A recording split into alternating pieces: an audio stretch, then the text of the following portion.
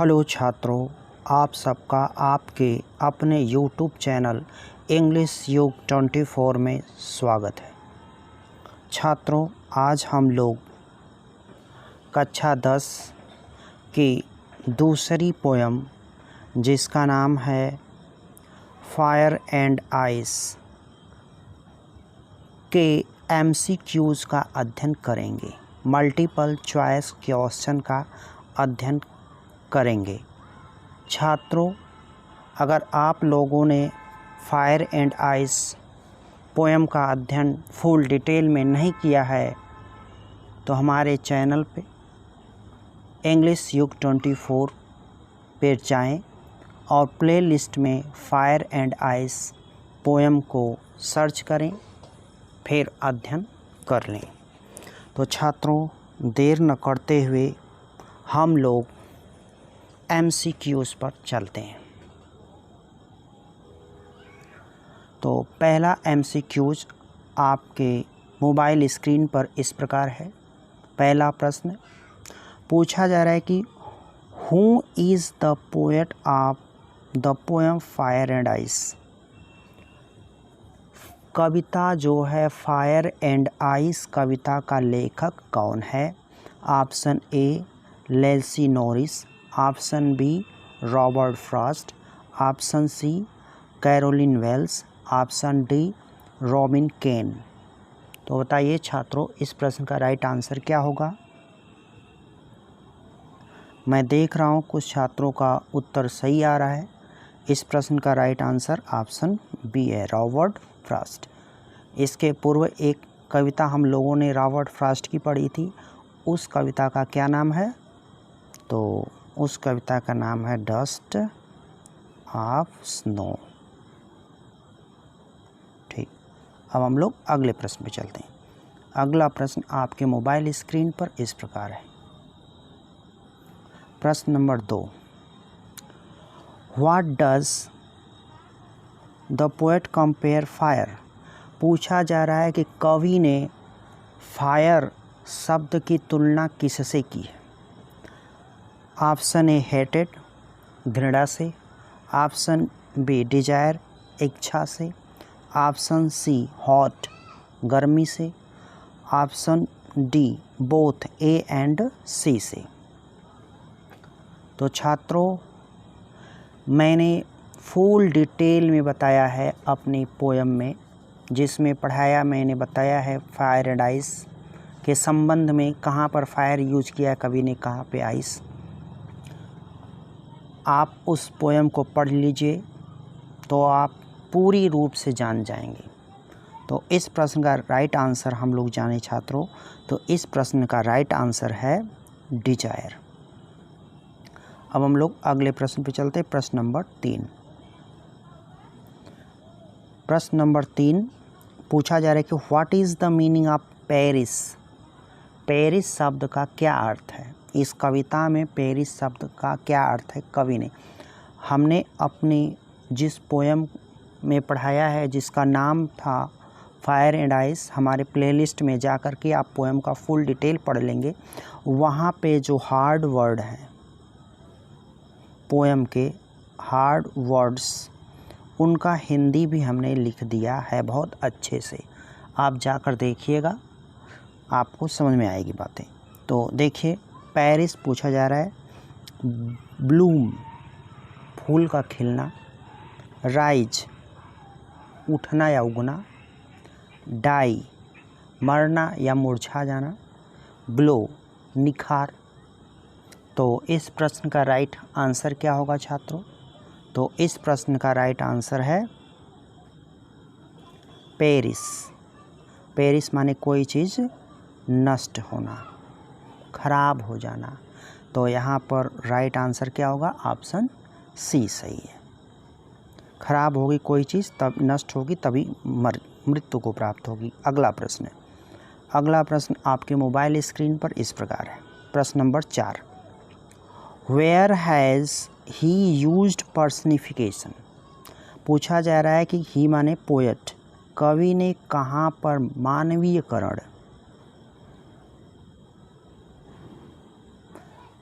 एक अलंकार होता है छात्रों, मानवीयकरण अलंकार का प्रयोग कहाँ किया गया? तो मानवीकरण अलंकार का मतलब यह है छात्रों कि कुछ ऐसे जो गुण हैं वे गुण मानव में होते तो ही है, लेकिन उन गुणों का हम जब निर्जीव वस्तु में देखते हैं या निर्जीव वस्तु का प्रयोग सजीव के रूप में जहाँ होता है वहाँ पर मानवीकरण अलंकार होता है। जैसे अब यहाँ पर देखा जाए, ऑप्शन दिया गया फायर, ऑप्शन दिया गया बी आइस, ऑप्शन दिया गया सी अर्थ, ऑप्शन दिया गया D both A and B.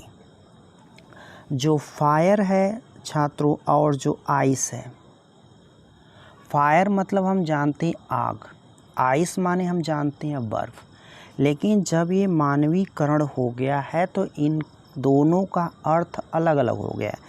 यहाँ पर ऊपर हमने इसको पढ़ा डिज़ायर, डिज़ायर माने इच्छा, लस्ट, हमने इसे कहीं पर पढ़ा पोएम में लस्ट, ग्रीड GRED ग्रीड, लालच। तो फायर का कवि ने यहाँ पर यूज लालच, डिजायर, लस्ट, विलासिता के रूप में किया। अग्नि तो निर्जीव है लेकिन उसको सजीव के रूप में कवि ने प्रस्तुत किया। फिर आइस, आइस को कवि ने हेटेड यूज किया, अभी ऊपर यही नीचे भी है, हेटेड यूज किया। तो इसका मतलब ये हुआ कि जो बर्फ़ है वो भी कठोर है, निर्दयी है। तो मानवीकरण किसका हुआ यहाँ पे छात्रों? तो मानवीकरण हुआ हमारा फायर का हुआ और आइस का हुआ। मूल रूप में आग और बर्फ़ है, लेकिन प्रस्तुत किया है कवि ने इसको कि इसमें अंदर निर्जीव वस्तु में सजीव के गुण प्राप्त हुए हैं, इसलिए यहाँ पे ऑप्शन डी हमारा सही है, बोथ ए एंड बी। उम्मीद है कि आपको अच्छे से समझ में आ गया होगा। अब हम लोग अगले प्रश्न पे चलते हैं। अगला प्रश्न आपकी स्क्रीन पर इस प्रकार है, प्रश्न number 5। Name the poetic device used in the line. पूछा जा रहा है कि यह जो लाइन है, to say that for destruction ice is also great, ये जो लाइन कविता की लास्ट लाइन है, उस लाइन से पूछा जा रहा है कि कवि इस लाइन में कौन सी काव्यात्मक डिवाइस का प्रयोग किया है। Option A metaphor, option B imagery, option C alliteration, option D oxymoron. तो छात्रों यहाँ पर ना ही ऑक्सीमोरन है, ना ही एलिट्रेशन है, ना ही विरोधात्मक चीज़ है, ना ही अनुप्रासात्मक है, ना ही मेटाफर है। बचा ऑप्शन क्या हमारा छात्रों? बी। तो इस क्वेश्चन नंबर 5 में कवि इमेजरी का प्रयोग किया है।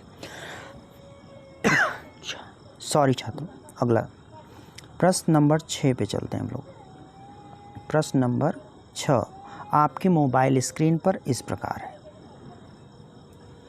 What does ice symbolize? पूछा जा रहा है कि आइस किसका प्रतीक है। सिम्बोलाइज माने प्रतीक, क्योंकि ये कविता हमारी प्रतीकात्मक है, इसलिए पूछा जा रहा है कि आइस किसका प्रतीक है। अब हम लोग ऑप्शन पे देखते हैं छात्रों। ऑप्शन ए लव, प्रेम का, ऑप्शन बी हेटेड, घृणा नफरत का, ऑप्शन सी वायलेंट डिजायर, अत्यधिक इच्छा की, ऑल द एबव, सभी जो दिया गया ऊपर।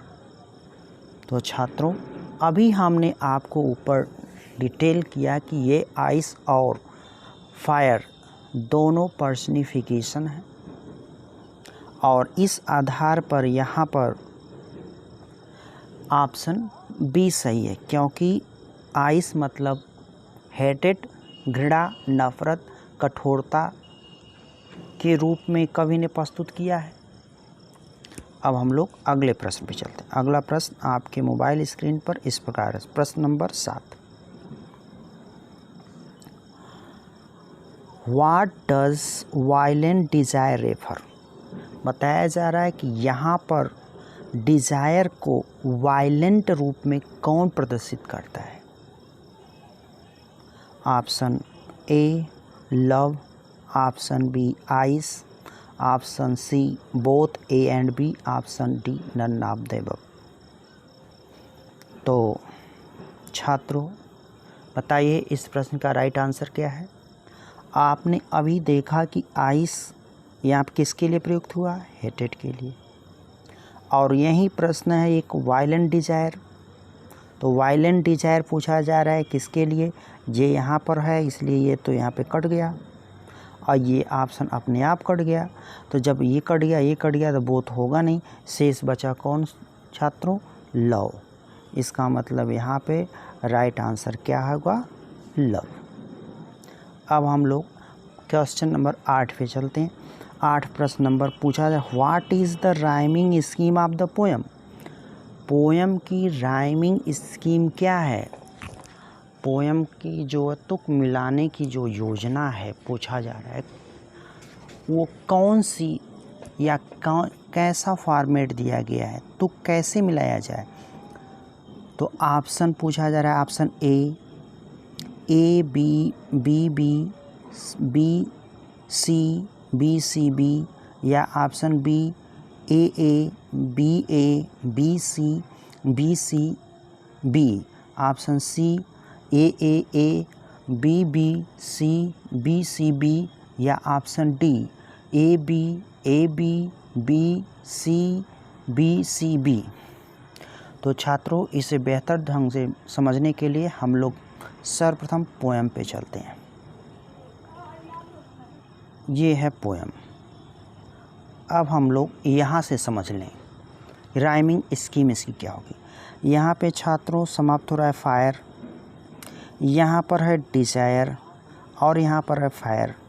यहाँ पे एफ के बाद IRE है, यहाँ पर IRE है और यहाँ पर IRA, अर्थात ये लाइन हमारी हो जाएगी ए, आइस वाली लाइन हो जाएगी हमारी बी, डिज़ायर वाली फिर ए और ये फायर वाली ए, अर्थात पहली लाइन हमारी बनी ए बी ए। अब अगली लाइन देखा जाए, यह लाइन बी है आइस ट्वाइस, ये हो गई हमारी बी वाली लाइन। हेट अलग है, इसमें कहीं नहीं है, तो हेट के लिए हम लोग एक अलग शब्द ले लिए सी। फिर यहाँ पर आइस आ गया तो ये हमारी फिर बी हो गई। ग्रेट ये हमारा सी हो गया और फिर ये हमारा बी हो गया, अर्थात यहाँ पे बनेगा B C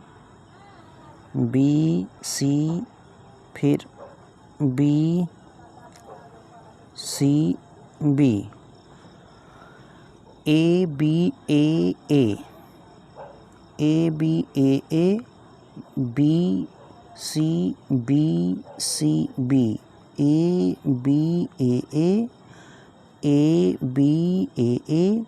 B C B. इसमें राइट आंसर छात्रों यही है ऑप्शन ए, 8वां का।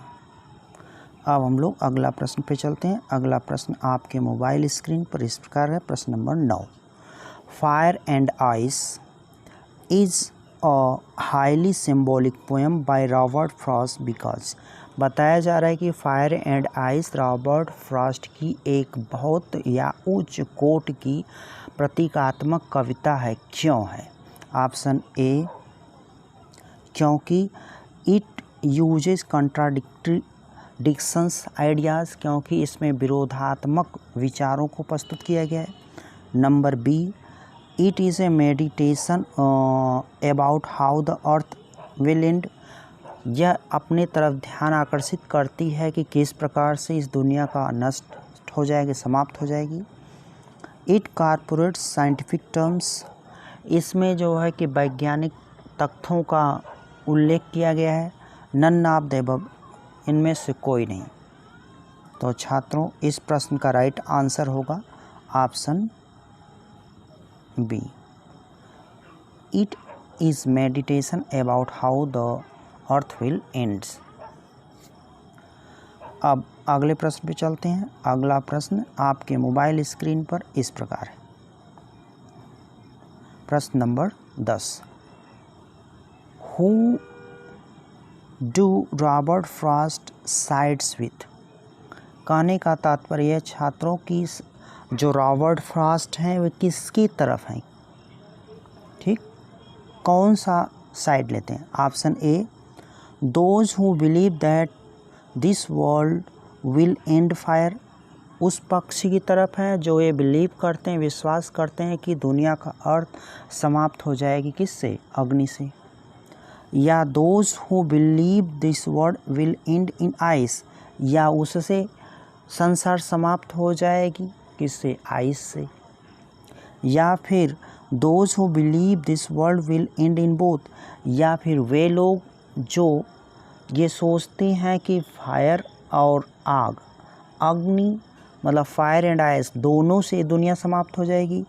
या लास्ट ऑप्शन है नन ऑफ द अबव, इसमें से कोई नहीं। तो छात्रों देखा जाए इस के ऑप्शन में देख लिया हम लोगों ने, तो इन्होंने बिलीव किया किस पे? फायर एंड आइस पे। लास्ट क्वेश्चन का आंसर ए है। तो छात्रों उम्मीद करता हूँ आप लोगों को हमारा ये MCQs पसंद आया होगा। अगर आप लोगों को पसंद आया हो तो हमारे चैनल को लाइक शेयर सब्सक्राइब करें और हमें मोटिवेट करें ताकि हम आपको ऐसे ही अच्छी अच्छी वीडियो बना कर दें। हमारे चैनल का नाम है इंग्लिश